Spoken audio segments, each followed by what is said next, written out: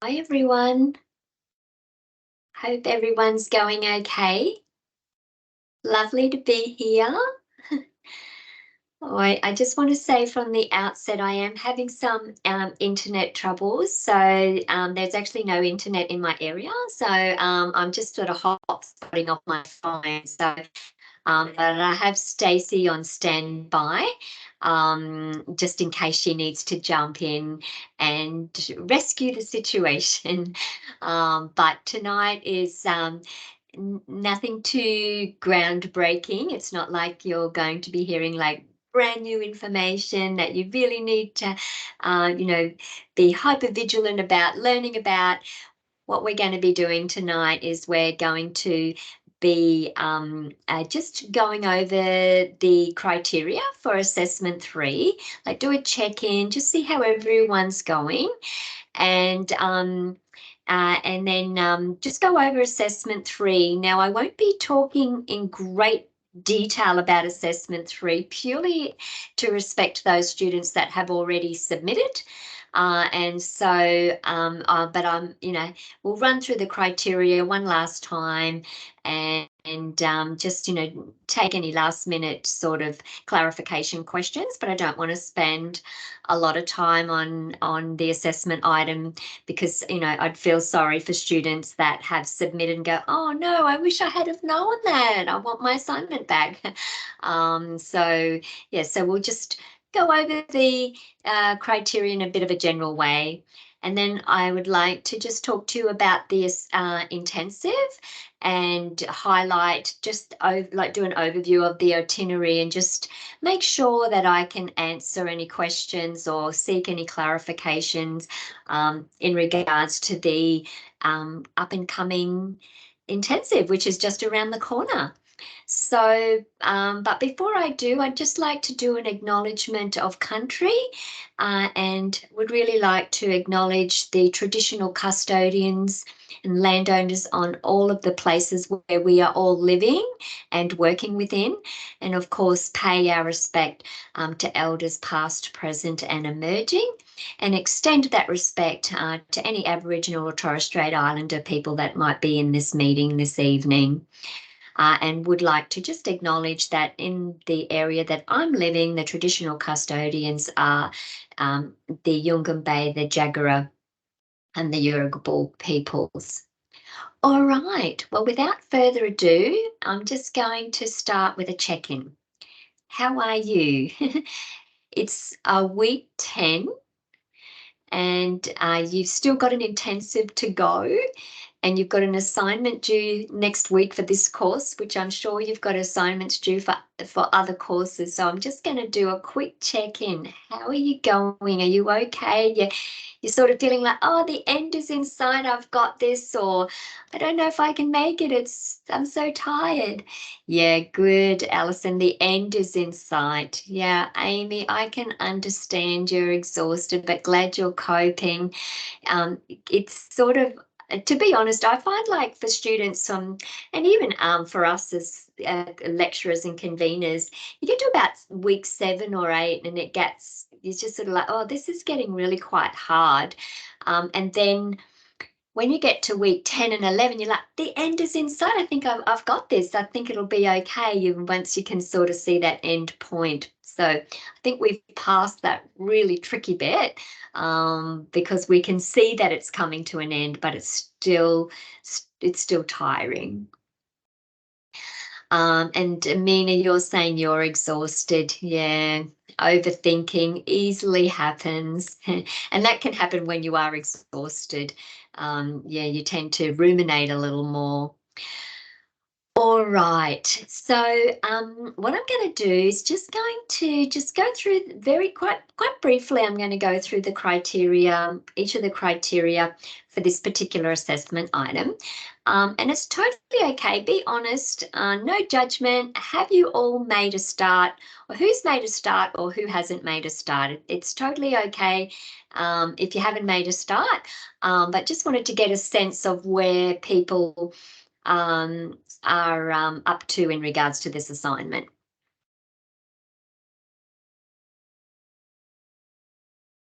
Just wait for you to respond. Mhm.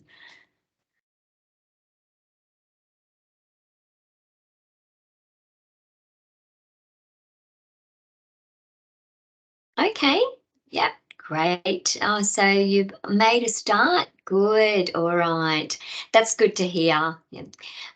Because even though it's not your main, like the major assignment for 3005 has been completed, it's still worth 30%. So it's still a significant amount of your marks, and you do need to have time to explore the literature.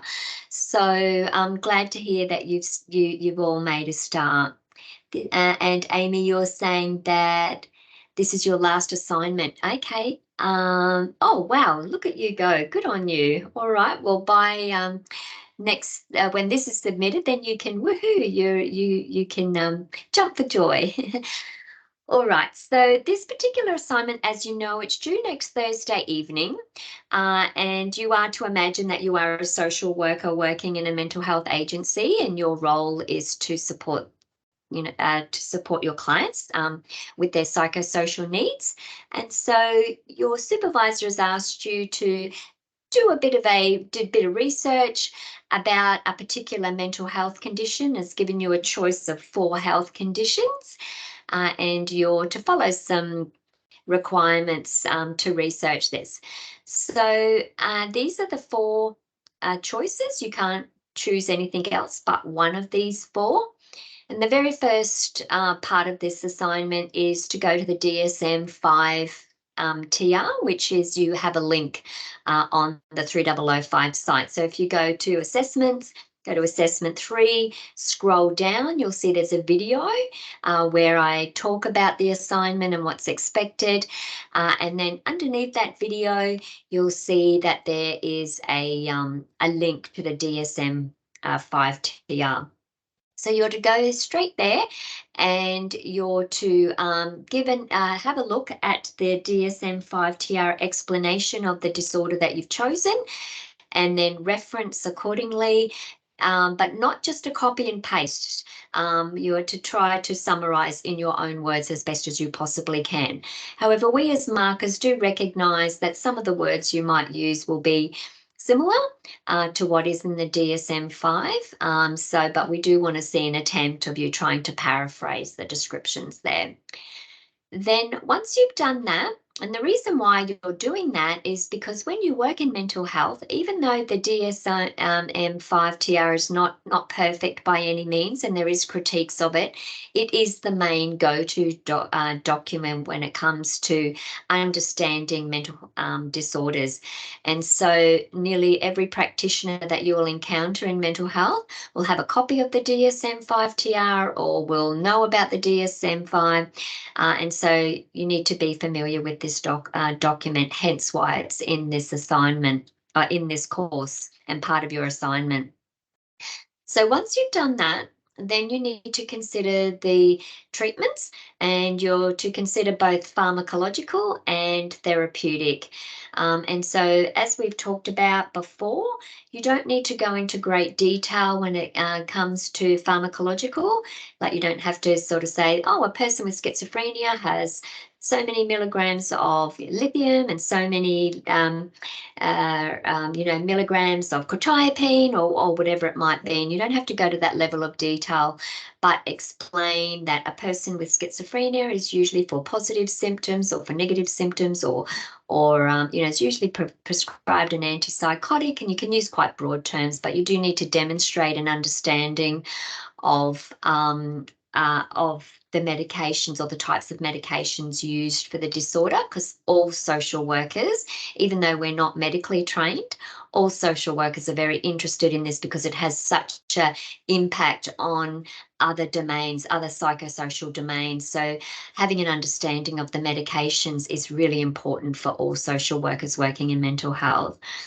And then this criteria is asking you to then consider the therapeutic treatments that is usually prescribed or referred to for the particular disorder that you've selected. And so we know that certain disorders, that there's certain treatments that have quite a strong evidence base that works for that particular disorder. So you need to not just list all the, we wouldn't want to see you saying, oh, a person with borderline personality would be referred for cognitive behavioral therapy, this therapy, family therapy, relation therapy, whatever it might be, just a rattle off of list. You need to actually state why. You don't have to go to great detail, but what that particular therapy could help with. So just something to keep in mind when you're doing that particular criteria. Then the next part, that whole first section, the description from the DSM-5 TR and the therapeutic and treatments, is only worth 5 marks. I shouldn't say it's only worth 5 marks, but I'm telling you that, or reminding you of that, so that you don't write pages on just this one criteria that's worth 5 marks. The main crux of this assignment is really about those psychosocial domains, because that's core social work business. So when you get to this section, this is where you really do consider those 5 main domains: psychological concerns, emotional concerns, social concerns, spiritual concerns, and cultural concerns, or legal. Cultural or legal, you can choose. And this is where you look at the literature and you look at what would be commonly held concerns for the particular disorder that you've chosen. What does the literature say as some usual psychological concerns for that particular disorder? So, for example, if you've chosen borderline personality disorder, there's certain thought patterns that people with that disorder often have, like, everyone is going to leave me, I'm going to be abandoned. That's quite a usual belief for that particular group. And so there's a lot of literature around that. And then so you need to be considering the psychological domains, the emotional domains. Consider the emotional domains relating to feelings. So, for example, somebody with bipolar disorder, they might experience depressive episodes where they have feelings of a very low mood and depression, and feeling flat, and low feelings of low self-worth, and so that's an example of emotional concerns. Then you've got your social concerns, your spiritual concerns, and that part of spirituality is existential concerns, about their lives having meaning. There's a lot of literature about that, or whatever you can find from the literature around spiritual concerns. And it doesn't always have to be negative. There might be some literature that you might come up that shows that people with mental disorders can get a lot of support from their religious beliefs. So you could talk about that when addressing the spiritual domain. And then you've got your cultural domain, and what are some of the cultural issues or considerations that the literature talks about, in particular in relation to the disorder that you've chosen. And if you decide you don't have to, you might decide not to do culture, and instead of culture, you might decide to look at the legal aspects. So, for example, if you have chosen schizophrenia, and we know that with that condition, a person living with that condition can have bouts of psychotic episodes, and maybe it might be that when they are having a psychotic episode, they might end up committing some sort of crime, and so they'll have very specific needs with a legal connotation, and there's a lot of literature around the legal implications and around capacity, and which evoke a whole other range of psychosocial concerns. So that's just an example if you decide to consider the legal aspects over the culture.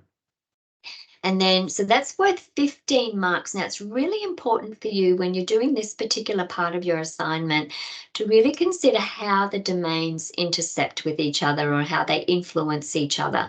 So, for example, if you're going to be talking about social, somebody, let's say, for example, you've chosen schizophrenia and you're highlighting how the literature reveals that people with schizophrenia often experience a lot of social isolation.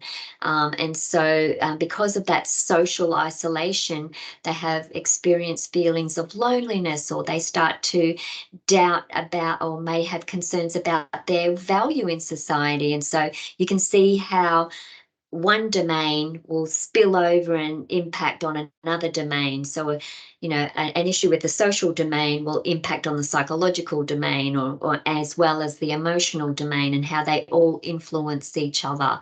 And so that discussion needs to be integrated. You need to demonstrate that you understand how the psychosocial domains influence each other when you're doing this part of the assignment. And then the very last part of this assignment is really about highlighting some of the challenges and rewards that you could foresee. Now, I'm aware that you're not working as a mental health social worker yet, so it's not that easy to reflect on something that you're not actually working within.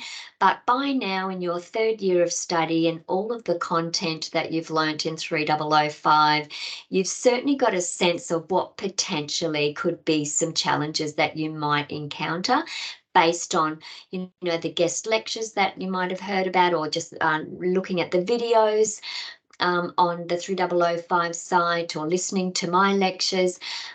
You'll have some sort of a sense, or even divulging into the literature, you'll have some sort of sense of what you personally could consider as a challenge when working with the disorder that you've chosen, and then finishing this whole assignment by also reflecting on what you think would be really rewarding when working with service users that have the condition that you've chosen. So it's in this very last section that you have the opportunity to write in the first person. And that last reflective part is worth 5 marks.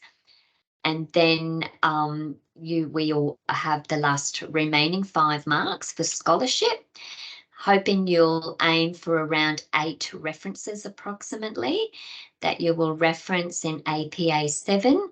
I tried to give a fair amount of feedback in your first assignment that you submitted around scholarship. So if you've got feedback from that first assignment, please refer to it and use that feedback in an attempt to improve for this particular assignment, and making sure that you're writing in a scholarly, academic way, and not in a too much of a conversational way, because we will pull you up on it. Yes, so that's this assignment. So I'm going to just stop talking for a little while, and I'm going to open it up to you. Any questions about this assessment item? I've just given you a very brief overview, so I'm going to hand it over to you. Any questions or last minute clarifications? Does it feel, Suzette, you've got a question? Yes, thanks, Lisa. I'm just a bit confused because I've been researching and I can find plenty of research. I'm doing schizophrenia, and I found plenty of research on the different psychosocial domains and the impact of schizophrenia on each of those domains, but trying to find research that links them together. For instance, when someone's having hallucinations and their thoughts, and then how their thoughts link with their feelings, that's where I've virtually found nothing so far, and I'm wondering whether I've chosen the wrong topic, whether I'm putting in the wrong key searches. I've tried searching under biomedical model, because that's the model that the biopsychosocial model, because that's the model that considers all of these psychosocial factors. I've looked in books on schizophrenia online. I've looked under the different psychosocial concerns, psychosocial consequences, interrelationships between the psychosocial impacts of schizophrenia, etc., using lots and lots of different key terms. I can't find anything. So I'm just wondering if anyone else is having that problem. Well, we'll open it up to the remainder of the group and see if anyone's having that problem. But just Suzette, just for you to be aware of, some of these dots might be need to be connected by you yourself. So, so this is where you can integrate your own critical discussion, where you're actually joining the literature. Like, let's say you're looking at literature on emotional concerns and psychological concerns, and you can actually using critical discussion, you can actually connect that yourself. I do believe some of that. Sorry, oh, sorry, go Stacey. Yeah, No, I was just going to say, I was explaining it to another student on campus the other day in relation to myself, so I won't say anything about this particular assignment. But if you were doing this about ADHD, for example, you would say in my psychological, so my cognitions are impacted by my ADHD, my ability to learn, etc. And I could find research about that. And then I might find research about the social aspect. So my ability to engage in conversations can sometimes be quite difficult. I struggle. Case in point example now, to keep my mouth buttoned when I want to say something, it's quite difficult. It can impact me socially, but you would make that link yourself. So the fact that I have executive functioning issues, my psychological, my cognition will then impede on my ability to socialize, which then could impede on me emotionally because I'm lonely, because I am avoiding those social situations, because I struggle in that space. So you're finding 3 separate pieces of literature and you're inferring as to how they would have that almost knock-on effect and bi-directional effect between them. So you don't need to find literature to highlight that link. You do that yourself. Once you find literature to highlight each one of those 5 domains, and you don't need to link all 5, but like show links between each paragraph or however you want to lay your assignment out. But I did it for my ADHD. So I was like, my thinking, the psychological domain impacts me socially. If I don't socialize or I have unsuccessful social interactions or work relations or uni or whatever it is, it impacts me emotionally and knock-on effects from there. Great, that's perfect, because I could link them myself, but I thought I actually had to have literature stating that link. Yeah, no. Okay. Yes. Thank you. So if you go back, Suzette, I feel bad for you, Suzette, that you've done all this exhaustive research and like to try to find this golden journal article that's going to nicely link them all together, and you haven't been able to find them. This is where you can use your critical discussion skills. So if you have a look at the criteria, it asks students to critically discuss, and by that we need to see some evidence of students, I guess, linking them together. There is some literature I have come across, and it's probably hard to find, where they do talk about how all the domains influence each other, but they're hard to find. So just if Suzette, and to everyone listening, if you could just use that opportunity to demonstrate your critical discussion skills or your critical analysis skills and make those links yourself. Brilliant. Thanks so much. I'm glad I was able to clarify. Okay, so let's just check what everyone else is saying so I haven't missed anything. So Alison, you've been joining them yourself. Good. Okay. And yes, there you will find, as Alison's alluded to there, you will find some literature that will maybe just talk like to psychological and emotional, and even maybe social, but it'd be a big push to find all of the domains, with spiritual, cultural, the whole lot. Where I'm just looking at your question, Amy, where we are linking ourselves, do we need to? No, you can only write, Amy, in first person in the reflective bit. And so, yes, so you wouldn't be using the first person perspective when you're connecting. You would be writing things like, based on this study, it is evident that persons with bipolar disorder, blah, blah, blah, would not only be impacted psychologically, but emotionally, and just using that third person type of expression. Okay, on Stacey, you've been answering. So any other questions about this assignment? I'm making it sound so easy, aren't I? You know, I'm like, no, you just do this and just do that and it's all good. But I want to hear from you if you've got any concerns about this assignment. Please ask away. No question is a silly question. Everyone think that they've got this, they'll be okay with this? You've got still another week. How's everyone feeling about the assignment?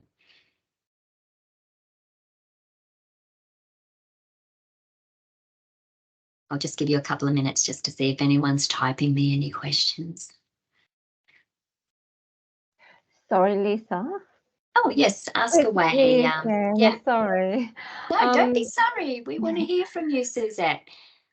We didn't need an introduction or conclusion, did No, we? sorry. Thank you for reminding me. No introduction or conclusion needed. So when we're trying to link, like when we start off, do we just simply start off by saying the DSM-5 describes, okay, schizophrenia diagnosis, etc. And when we end, so do we still need to try and link our different sections together and lead into that paragraph, or? I think the main I think it just does have a nice flow, like just the actual, like you'll find that there probably naturally will be a flow, like when you start off, usually even when if you read a journal article, Suzette, or any sort of research, you'll usually find that it starts with a definition and then it flows into, you know, sort of another layer of the problem. And I feel like this assignment, you know, it's quite usual to start with a description of the issue or the topic, and then that would just quite naturally then flow into how this is how it's diagnosed, and these are the treatments. It sort of just naturally flows. These are some of the concerns, the main concerns. I think you'll find it does have a flow quite easily, but the main integrational section that we'd be looking for particularly would be in that 15-mark criteria about all of the domains. That's where we're really looking for how they all influence each other in a real, you know, how, yeah, like a much more integrated discussion in that particular section. I hope that makes sense. Yes, thanks so much, Yeah. Lisa. Lise, that just reminds me, just to clarify, a few people have been asking questions that are actually in the video, and that's not in any way pointing at you, Suzette, because lots of people are doing it. I just want to make sure everyone has seen the video that Lisa's uploaded in the assessment folder going through this assessment item. Like in there, she explains in quite a lot of detail, such as the no need for introduction and conclusion, which again, totally not aimed at you, Suzette. It just reminded me, because I said to Lisa today, quite a few people have messaged me stuff that Lisa said in that video and didn't know it was there. So if you haven't seen it, I do really encourage you. I think it's about 15 minutes, but Lisa really goes through each criteria, and as always, gives really good tips and examples and stuff. Yeah, and if the students listening to this that have already submitted, you won't be marked down if you've got a introduction or a conclusion, but there is no need. But yes, please, if you go to the under assessment 3 on the site, you'll see my little video there. All right, yes, so yeah, have a listen to the video. So I'm just checking, yeah. Sorry, Lisa, it's Alison. I just wanted to ask a question just about the linking. So I'd done it like I'd done individual paragraphs and then like linked them that way, or should we be kind of like linking, like for example, like in the in like emotional, like done a paragraph on that and then like linked it into the next one, or should we like linking in the paragraph, if that makes sense?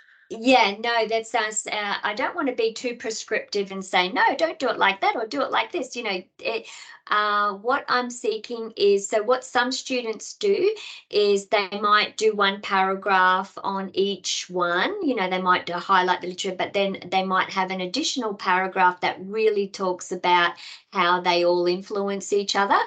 Or other students do it all the way through, you know, like they just sort of mix them in talking about Like that linking sentences intercept. and stuff. Yeah. So like in their whole discussion, so they either do it one or two different ways.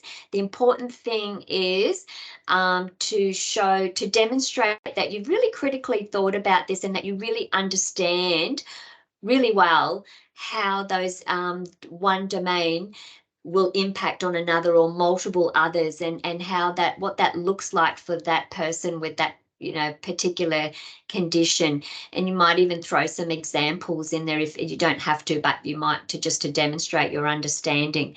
So I don't want to say do it exactly this way, but as long as it's evident that you've covered that criteria. I hope that makes sense. Thanks so much. Yeah. All right. Any other questions about the assignment?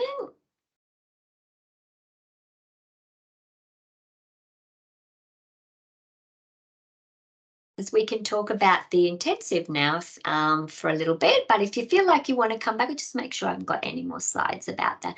No, that's it. So what I'm going to do now is I'm going to just talk a bit about the intensive. So you might have seen I put out an announcement. I'm just going to see if I can share my screen. Just let's have a look. I'm going to just do something here. So you might have seen that I've put out an announcement about the itinerary. If you haven't had a chance, I've actually got it on the site as well under intensive. So can everyone see my screen okay? Stacey, I'm relying on you now because I'm sharing my screen and now I can't see who's asking questions yet. So but you can all see this. So the way that the intensive is going to run is, so if you have a look, we're going to be going over some of the concepts that you have already learnt about because you've engaged with the course. You've gone through 11 weeks. Well, next week it'll be 11 weeks of the course. And so you'll already have quite some knowledge on some of the concepts that we're going to be covering in the at the intensive, but we're going to be doing this in a lot more depth and a lot more and in a lot more engaging way.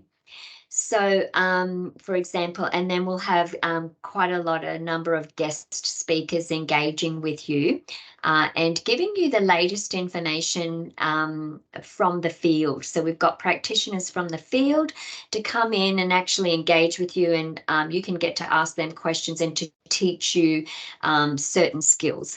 So on the Monday, we're going to be talking about healthcare in Australia, but we know you know a lot of that already, but really honing in on the biopsychosocial models and working in the biomedical model, and then really unpacking the social determinants of health and how social workers really do have to have that lens where you are looking at that person, that patient in front of you through that person in environment perspective, and really trying to identify what are the social determinants of health that are coming into play here and impacting on this person's health status. So that's Monday.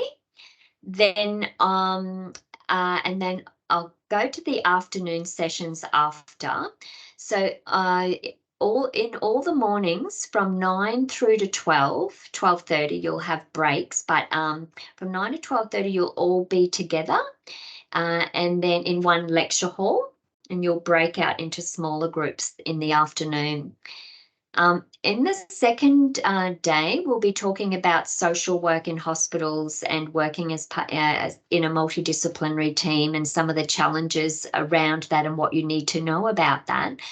But then we will have Queensland Health social workers come in and actually teach you how to do a psychosocial assessment and what you need to know.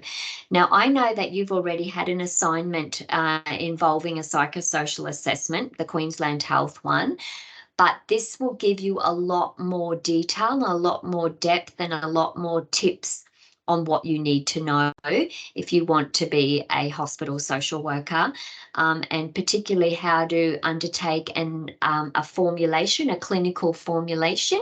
And these are some of the skills and knowledge that you'll attain from the Queensland Health social workers. We'll also be looking a little more in the theory on what underpins the theories that underpin a psychosocial assessment, because a psychosocial assessment is core social work business. And so there is a lot of emphasis on it in this course. On Wednesday will be all about palliative care. You'll have a palliative care guest speaker. We'll be covering loss and grief and the different types of loss and grief.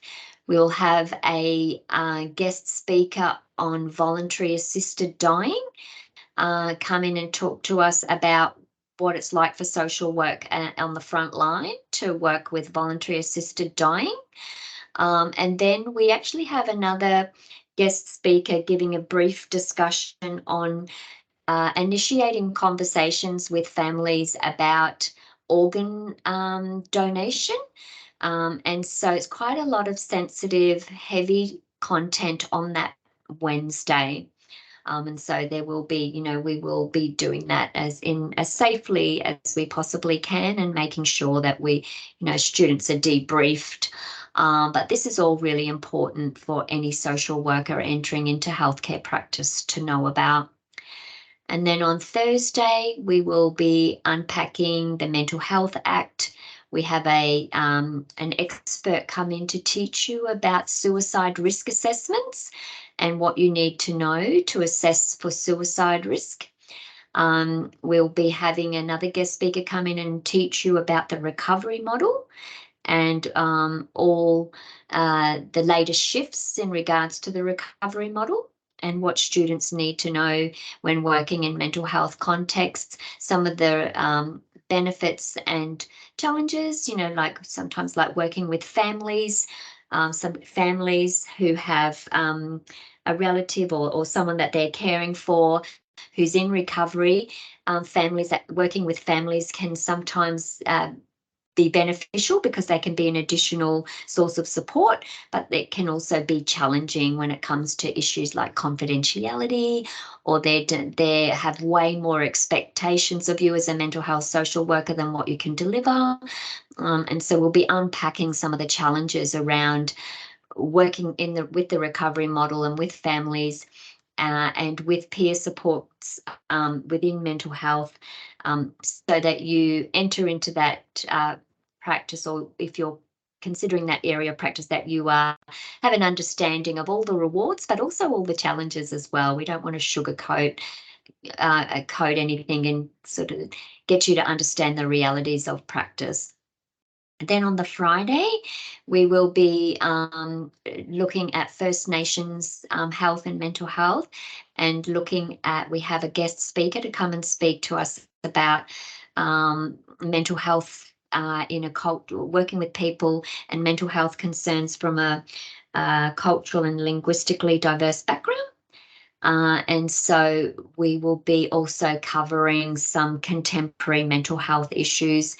Stacey and I will be covering things like eating disorders, or working with persons who engage in non-suicidal self-injury, and some of those contemporary issues that you will likely encounter if you are embarking in a future or a career pathway in mental health. Now that's all the morning session, so it's really interesting. Now I'm probably got a bit of bias, probably because I organised all of this intensive and wrote the intensive. So obviously I'm going to say it's really interesting, but I'm hoping you will find it interesting as well. But then in the afternoon, so on Monday afternoon, and Tuesday, Wednesday and Thursday, you will break into small groups of 16. The AASW requires us, as part of our accreditation, that when it comes to skills-based courses, students have to be in groups of 16. We can't teach skills to students in big, large groups. So that's why in the afternoons, to meet our accreditation requirements, we break you out into smaller groups. So on Monday afternoon, you will be working in a small group on a number of activities, and the main focus will be identifying and understanding the social determinants of health. And there'll be a lot of like group work and very interactive for that, like on each of these sessions. On Tuesdays, you'll be practicing, you'll be put in triads, you'll be practicing psychosocial assessments, introducing the social work role, introducing the psychosocial assessment, and actually practicing that skill of starting to work through the psychosocial domains on the psychosocial assessment form. Then on the Wednesday afternoon, you'll be in your groups. You will do a bit of acting. Someone will be the doctor, someone or the palliative care consultant, someone will be the occupational therapist, someone will be the pharmacist, someone will be the social worker, someone will be the patient, someone will be the patient's partner. You'll all assume a role. And you will undertake a case conference to help someone in a palliative care context. And then on Thursday, you will be doing in your small groups an activity relating to the recovery model and working with somebody, a hypothetical patient that someone will be acting in, and to work through the recovery model goals form and get used to asking questions. What are your recovery? What are your goals? I'd really like to hear about yourself and some of the things you'd like to achieve. Please tell me, and start to work through the recovery plan with somebody acting as the patient. There's no small groups on the Friday. The Friday we are together the whole day. So on Friday afternoon, we will be talking about disaster social work, working with as a social worker if there's in bushfires, earthquakes, tsunamis, even in a pandemic. And so social workers are at the forefront when it comes to disaster social work. And it's the hospital social workers and the Centrelink social workers that are the first ones out. So if you are looking at a career in health, you could be deployed to a disaster zone. And I myself, as a hospital social worker, have had that experience where I was deployed to a disaster zone and stayed there for, I think it was about 10 days, and providing counselling and addressing psychosocial concerns, but more psychological first aid for people who had lost their homes by flood. Wow, haven't I done a lot of talking? I'm going to stop sharing and I'm going to see what you think of all of that. How are you feeling about the intensive now that you've had an overview? Any questions? What would you like to know? Were you able to follow that okay? You excited? Does it sound okay? What are your thoughts?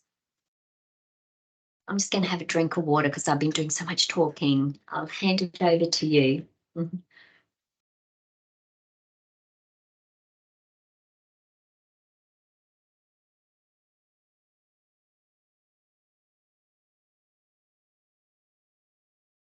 Are you feeling, I'm hoping that you'll enjoy the intensive. Stacey and I are very excited, aren't we, Stacey? I was just saying that in the chat, Lisa. I don't know if you've seen the comments popping up in the chat, but I was like, I think I'm going to forget that I'm actually working and just be listening the whole time. You have to elbow me if I'm meant to be talking. Yeah. That's right. You know that saying when, if you find a job you love, you won't feel like you're working. What's the saying? Yeah, that's how we feel. Do a job you love and you won't work a day in your life. Yeah, that's it. Yeah. What I'm really hoping for with this intensive is that you, obviously, you know, we want you to enjoy the intensive, but also what we're really wanting is for you to be equipped. We want you to be, that's why Stacey and I have gone to sort of quite a lot of lengths to make sure that the information you're given is the latest information. It's the latest forms, it's the latest information about suicide, because, you know, there's changes in health all the time. So, for example, in like working with suicide risk, it used to be back when I was a practitioner 10 years ago that when you were doing a suicide assessment risk, you made a decision as to whether that person was low risk, moderate risk, high risk. You know, the latest information is, and there's been a shift in that space where you don't categorize as low risk, moderate risk, and high risk. And so there's a change in the way that suicide risk assessment is undertaken. And so if I was relying on my own knowledge, you know, from 10 years ago, that wouldn't be the latest information for you. Hence why we've got quite a few guest speakers to make sure that what you're learning about is the context that you're going to enter into when you graduate. If you do end up in a job in health or in mental health, that you will be like, no, I'm okay with the recovery model. I've got the form, I've got your latest form here. I'm all over this. You know, I know about this change with suicide risks. That's what Stacey and I are hoping, that this will equip you, and the information will be relevant to your future practice.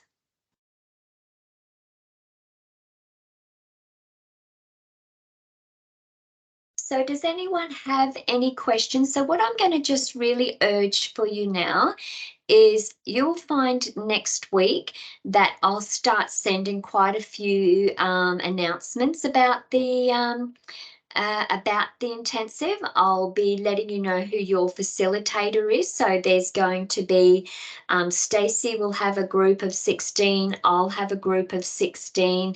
Then I don't know if many of you know Katrina Archbold, but she'll have a group of 16. And then we've got Monica Lord, and she'll have a group of 16. So there'll be four facilitators with the facilitating a group. And so next week I'll let you know who your facilitator is, and I'll give you much more clear information about which rooms, you know, which days you're at this room, because that's the other tricky bit. You know, we've got Monday and Tuesday, we're in, you know, one lecture hall in the morning, and then in Wednesday, Thursday, Friday, we're in another lecture hall.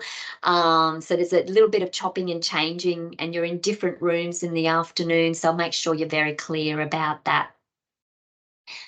All right, so I'm just going to check the chat and just let's have a look. Okay, that's okay. Amy's already gone, no problem. The 4-year-old, I hope all goes well. Glad you're excited, Christine. I'm excited to meet you all in person. That's what I'm excited about. I've, you know, feel like I've got to know some of you, or a lot of you, via email, or in the previous course, but only online. I actually get to see you in person, and I'm really excited about that, and getting to actually know you a little more in person. And so I think there's about 75 or 70, 72 students or something all together. And so hopefully I'll get to know a lot of you with a little bit more, just a little bit more personally. I'm always very curious to get to know students, get to understand your career aspirations, and even if it's not in health, that's okay. Really just like to get a sense of you. Okay, just checking the chat box to make sure. I'm glad. It sounds like you are all looking forward to it. Great. Yes, you're right, Suzette. The small groups where you get to practice in a safe way, you will derive a lot of skills just to by in those little groups, working in, in some of the activities, you'll just be working in groups of 3, in others you'll be working as a large, in groups of, in the whole 16 people. But overall, you'll get to test out some of those skills, and it's okay if you're a little bit awkward at first. It does feel a bit awkward testing out some of those skills. Yes, and it'll be lovely to meet you, Suzette, in person. All right. Okay. Well, Sorry, Liz, I think Jasmine had a question. I think she says, how is it now? I think it was when you were saying about the suicide. Jasmine, can you just clarify? Yeah. That's what you were asking for, what it's like. Yeah, I just got curious with the suicide prevention. Yes. Sorry, I just get caught up in those little things and go, what's going on now? Yeah, absolutely. So now bearing in mind, Jasmine, that some agencies still use the categorization, but, of low, moderate and high, but there is a gradual shift away. And the reason why is because it places so much responsibility on the practitioner, and that can almost create feelings of blame if the practitioner doesn't get it right. And when it comes to suicide, the thinking is now that everyone with mental health concerns is at risk, because practitioners cannot watch someone 24 hours a day, 7 days a week. And so the shift is to try to shift away from categorizing and getting it right, because it's like an overemphasis on the practitioner getting that correct.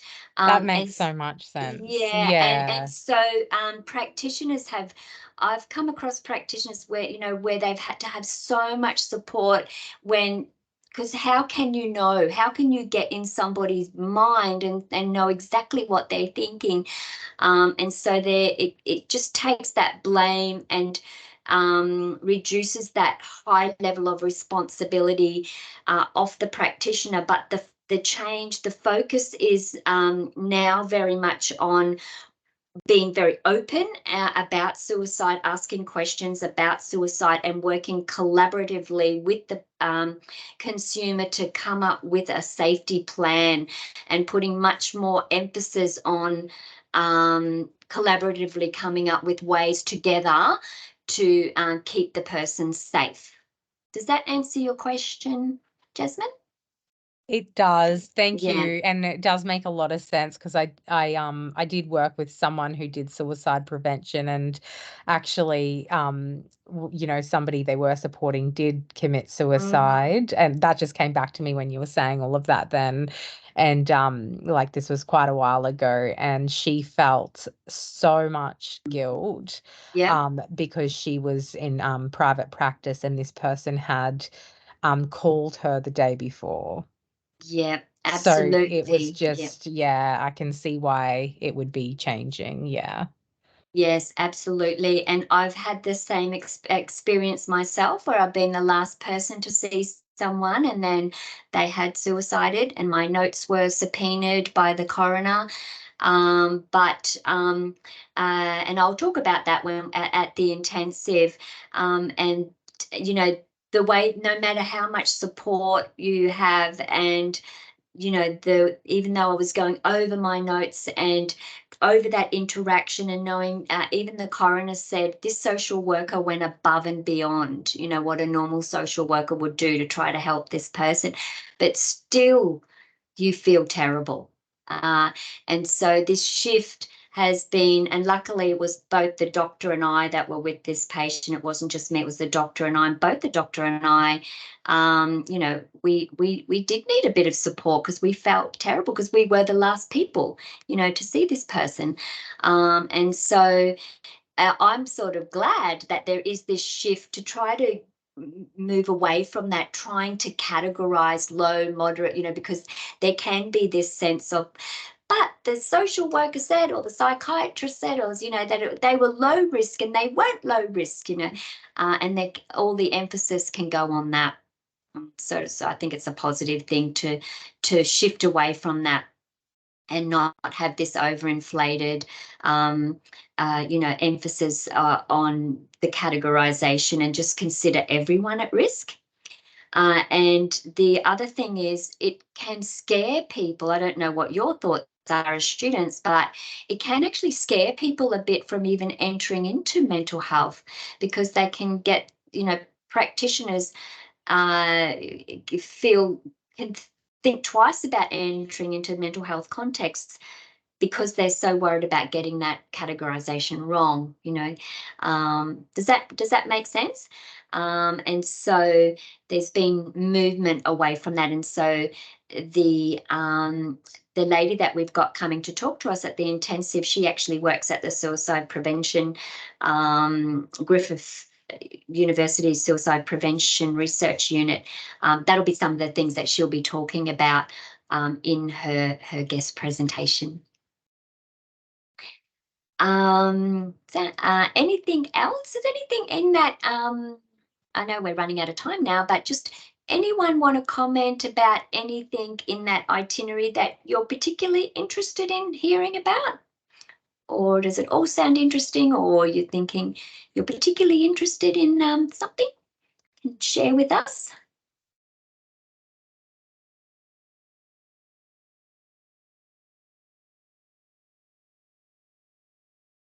Or does it all sound interesting? Anyone have something that they're thinking that they're particularly interested in? There's a lot that Stacey and I are interested in. I think we're interested in it all. The guest speaker, she's the only guest speaker that hasn't confirmed, but we are possibly going to have a small conversation about organ donation, and I'm quite interested in how to, about that particular area of practice and the social work, the social work role in that particular area. So if she confirms, that'll be interesting as well. The voluntary assisted dying, working with that legislation.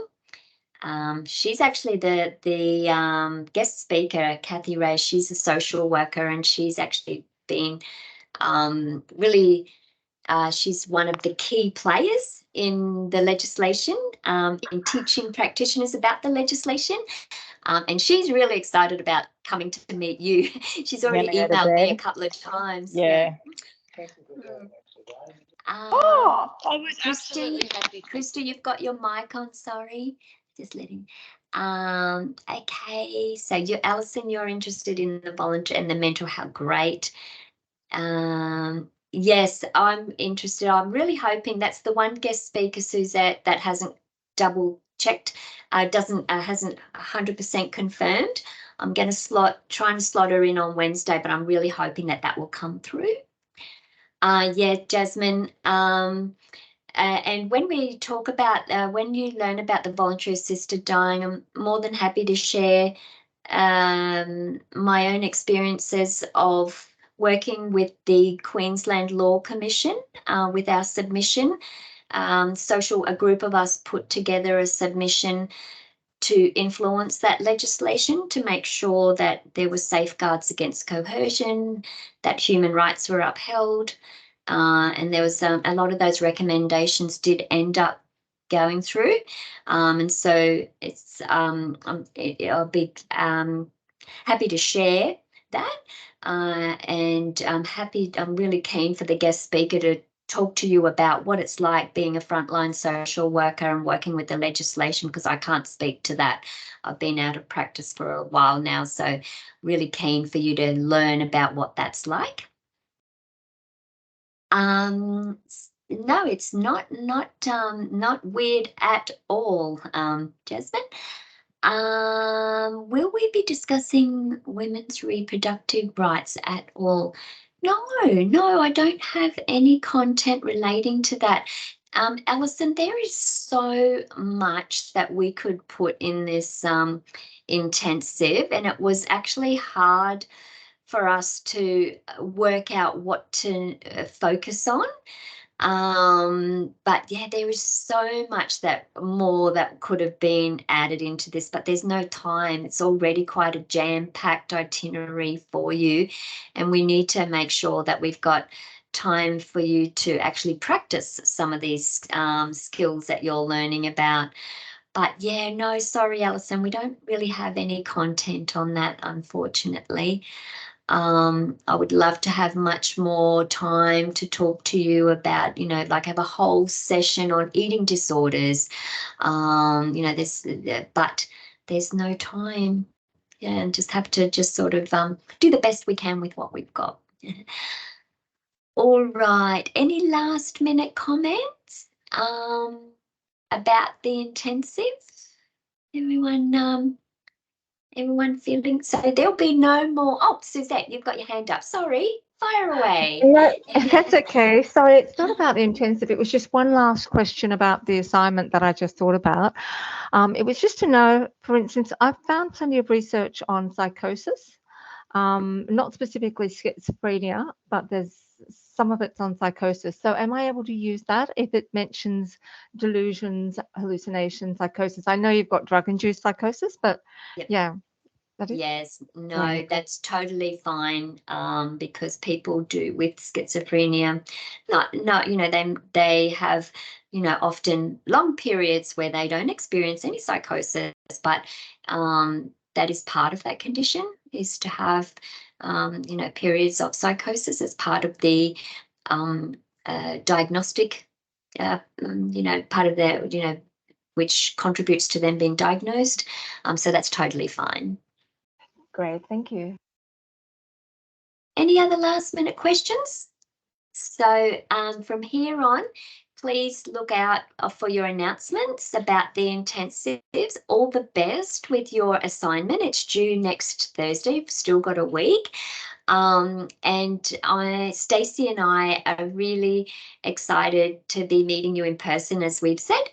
And we look forward to the intensive, don't we, Stacey? Hopefully you won't be sick of Stacey and I by the end. We will be together for a whole week. And I'm Excited to hoping see who's in what group. I'm excited now. Who I get to meet. Yeah, and hopefully you've got your accommodation sorted. And for those of you who are traveling, I hope that you have safe travels, and that everything goes okay. And then, just one last thing, as you already are aware, there is a 20% participation mark against this intensive. So that includes that you engage in the activities in the small groups, you test your skills, and you give feedback to other students in your group, and that your marks, you'll see the criteria is up there under assessment 1, which is on participation.